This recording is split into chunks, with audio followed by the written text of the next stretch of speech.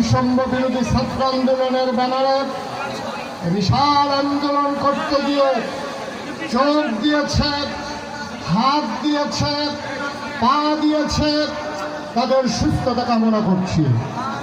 আজকে কুমিল্লার ঐতিহাসিক টাউন হল, আজকে নতুন করে আরেক ইতিহাস তৈরি হলো যে আমরা ভারতের আগ্রাসন মানি না।